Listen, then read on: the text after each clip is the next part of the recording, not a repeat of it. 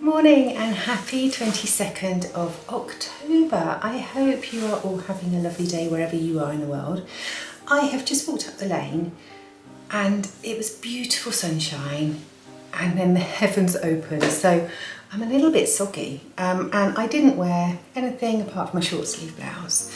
So yeah, I'll dry off very soon, but the weather's so changeable. It's like glorious sunshine again out there now, and it was, yeah, completely torrential rain. Anyway, right, today I have got my best friend Sally coming for dinner and I am obviously hosting, so I'm going to get some food on today. I'm going to make a key lime pie and yes, I shall be doing that in a minute. Thank you for your kind words about my invocation shawl. I spoke to you yesterday about my shawl and how I had made a bit of a mistake with the second lace repeat. And normally what I do is I put stitch markers for every repeat of the lace, so like every 10 stitches or however long it is, so that I know that if I've made a mistake, by the time I've got to the stitch marker, it won't add up. Everything was going swimmingly until I started the second lace repeat. And when you start the second lace repeat, you have to take the markers off because the stitch count doesn't add up. You're doing something, excuse me, across those stitch markers. So I took them all off and it didn't work. Stitch count was wrong. Now I don't know if it's me, I'm not sure, could well be.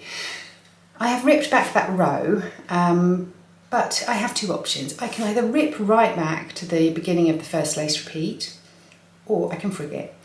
And I'm using Pluty Lopi and there's lots of bobbles on the main lace panel, and it's going to be quite hard to rip back. And also it's knowing exactly where I am on that repeat. So I'm going to frig it. And I just wanted to say that if you're a newbie knitter or crocheter or whatever, if you deviate but actually it looks okay, just go with it. I do all the time. So I'm going to go with it. I'm going to do another lace repeat, but I'm going to base it off of the repeat I've done. So I am changing the pattern slightly.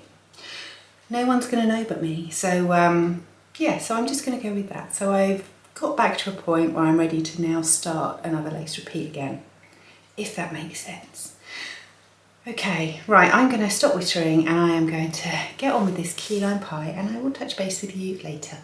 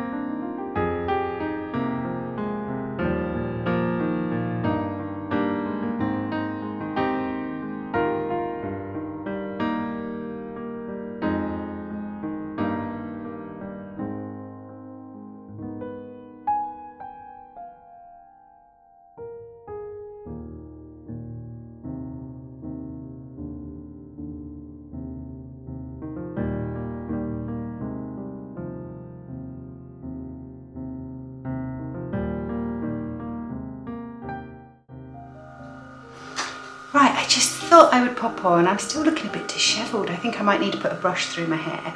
I'm having a nice cup of coffee.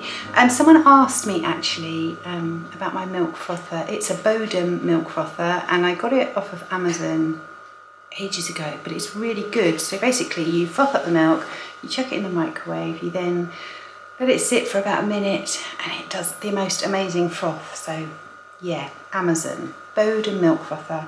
I thought I would just pop on to show you the recipe that I'm using for my key lime pie. Now, this is obviously an English version. In America, where key lime pie comes from, it might be very, very different. So yeah, but this is St. Mary Berry's recipe, who you might know from the Bake Off, and it's called Simple Cakes. But there are desserts in there as well. There's some really lovely things. So obviously making the key lime pie, which is a firm favourite in our house. I've done the lemon meringue roulade. I've done the blueberry muffins. They're amazing. There's all sorts of things. Sticky gingerbread, banana loaf is lovely as well. Done that one. Lemon drizz, staple in our house. Coffee cake. Cookies, marble loaf. Oh, this is a really nice one actually, marble loaf. I haven't done it for a while, but it's really gorgeous. Looks quite impressive, you know, looks like you've really made an effort. So yeah, so I have finished the base for my key lime pie. That is now in the fridge cooling down, and then I will do the middle bit. I think you'll find that's a technical term. And then yeah, but while I'm waiting for that to cool down, I think I might have a sneaky spin.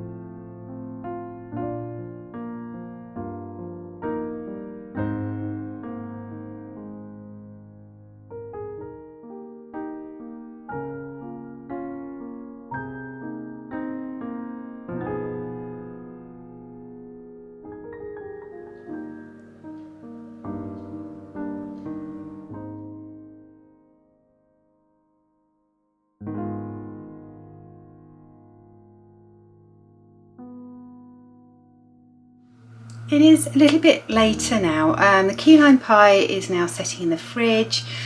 We've had a late lunch. Leon is now mowing the lawn, if you can hear a bit of a humming noise in the background. And yeah, I'm just having a little tidy up, sorting some washing out, things like that, before getting ready to make dinner for my friend. We're gonna have curry. We're gonna have butternut squash and cauliflower curry tonight, followed by the key lime pie, so that'll be really nice. But I thought what I would do is I would show you a bit of footage of old Hastings, old town. My dad doesn't live very far from Hastings. It's about 3/4 of an hour drive from me. We went and had our COVID boosters about a week ago, and yeah, we had a little mooch round, and so I will show you a couple of things that I bought afterwards, but here's a bit of footage from our day out.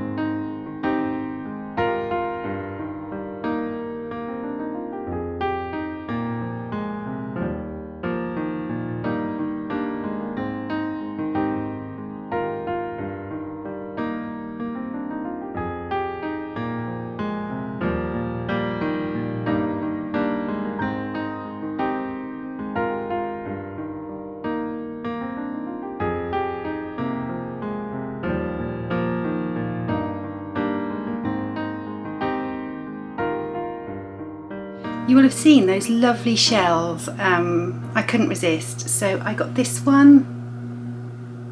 So pretty. Look at that.